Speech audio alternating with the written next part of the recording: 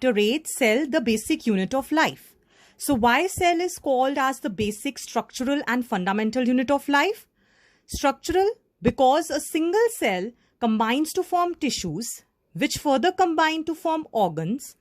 Organs form the organ system and further the whole organism. Functional because a single cell performs all the functions. Like a unicellular organism can perform all its functions. Let us look at the cell discovery. Robert Hooke discovered the first cell, which were the cork cells of plants. These are dead cells. Robert Brown discovered nucleus. Anton von Leeuwenhoek discovered the living cells. He basically used the sample of a sewage sample containing microorganisms. Schleiden and Schwann gave the cell theory, and Rudolf Virchow further modified this cell theory. Now, what is cell theory, which was given by Schleiden and Schwann? That all living organisms, whether plants, animal, microorganisms, these are composed of cells. And all cells, they arise from pre-existing cells. That was given by Rudolf Virchow. That is also called as omnis cellula cellulae. That whatever cells are there, they arise from pre-existing cells. Next, coming to the overview of cell, the fluid-like matrix present in cell is called as cytoplasm. Protoplasm refers to the cytoplasm plus the cytoplasmic content of nucleus, that is nucleoplasm. The different cell compartments that perform different functions are called as cell organelles. There are two non-membrane bound organelles, rest are membrane bound. So, which are not having membrane is ribosomes and centrioles. Centrioles are only present in a eukaryotic cell, which is animal cell. Then the sizes of cell is also variable. Mycoplasmas being the smallest with 0.3 micrometer diameter. Ostrich egg being the largest.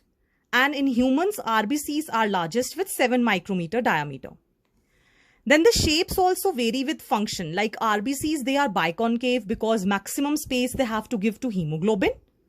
And these are the columnar cells which will help in the secretion and absorption processes. So here let us look the prokaryotic cells, which include bacteria and PPLO, that is pleuropneumonia-like organisms. There are 4 basic shapes which are found in bacteria. It can be bacillus, rod-like shape, cocci, spherical shape, vibrio, comma-shaped, and spirillum, spiral-shaped.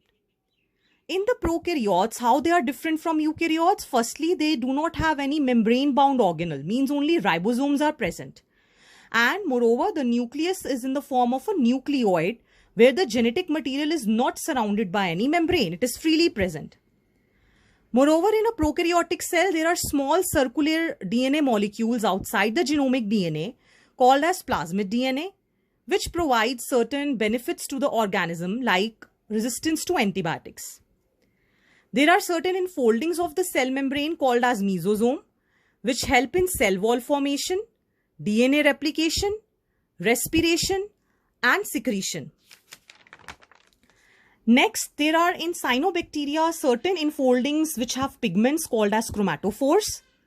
For locomotion, flagella are present having filament, hook, and basal body. And pili are made up of tubular proteins which help in basically the sexual reproduction in bacteria. Fimbriae, on the other hand, they are small bristles which can help them to attach on the rocks. The cell envelope contains the 3 substances, glycocalyx, cell wall, and plasma membrane. Glycocalyx can have a loose sheath which is called as slime layer or a tough gelatin material called as capsule. Then cell wall is the rigid layer. And basis of the type of plasma membrane they have, they can be 2 types of bacteria, gram-positive and gram-negative, which take the gram stain, basically it is made up of crystal violet, differently they take in. So the gram-positive bacteria, they are crystal violet in color, and gram-negative bacteria are red in color when we stain and observe it under the microscope. So there is a difference in the plasma membrane. Gram-negative have outer membrane also, but gram-positive do not have a outer membrane which is lipid-rich. That is why this gram-negative will lose the gram stain and counter stain safranin is used, so they will appear red under the microscope, whereas gram-positive will appear violet color, in violet color.